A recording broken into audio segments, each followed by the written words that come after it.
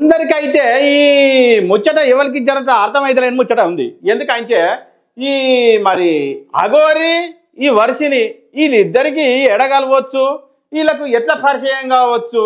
మరి ఈ పొరడుపాడు కానీ శ్రీనివాసం ఉన్నాడేమో ఎక్కడనో ఎక్కడ గుట్టలలో అడవుల పంట తిరిగి అలా ఏమో వేషం వేసుకొని వచ్చి ఏం కథనో కానీ చాలా మందిని అయితే ఆగం చేసినారు అనుకోరాదు. ఇక మరి అఘోరి మరి ఈ వర్షినికి ఏడ పరిచయం అయింది ఏం కథ అంటే ఈ ఒకనాడు ఈ మంగళగిరి కాడ మదేనులాగా ఆంధ్రప్రదేశ్ మొఖాన మంగళగిరి ఉంది కదా, ఆ మంగళగిరి కాడ టోల్ గేట్ కాడ ఈ పోలీస్ అన్నలకును ఈ అఘోరి మాతకు జర అప్పుడు మధ్యలో కసరబిసర బాగానే నడిచింది. ఆ కసరబిసర నడిచే కాడ ఏమైంది, ఈ అఘోరి మాత బట్టలు లేకుండా తిరిగింది కదా.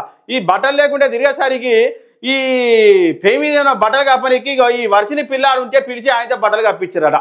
గంచే అనుకోరాదు, ఇక గానే నెత్తికి చేయి వచ్చినట. ఇక అప్పుడే ఫోన్ నెంబర్ తీసుకున్నాడు ఈ భజమైమడ కొడుకు. ఇక ఫోన్ నెంబర్ తీసుకొని కథ ఇక ఫోన్ చేసుడు షాడింగ్లు చేసుడు పెట్టి ఇక మొత్తం మీద పిల్లని అయితే వశీకరణ చేసుకొని ఆగం చేసిండు అనుకోరాదు. ఈ పరిచయం మరి అడమైన పరిచయం ఇది. మామూలుగా ఎన్ని పైసలు ఇచ్చిండో ఏం కథనో, మరి పైసలు ఇచ్చి గుంజుకుండా లేకపోతే ప్రేమ పూర్వకంగా గుంజుకుండా అనే ముచ్చట అయితే చాలా మందికి అయితే అర్థమవుతలేదు. అవ్వయ్య ఒక తిరిగే చెప్తుర్రు, అన్న ఒక తిరిగే చెప్తుర్రు, ఇక ఇంటి పక్కల ఆలీళ్ళు చూతా ఒక తిరిగే చెప్తుర్రు. ఇక గది మరి అఘోరి వర్షిని పరిచయం ముచ్చట.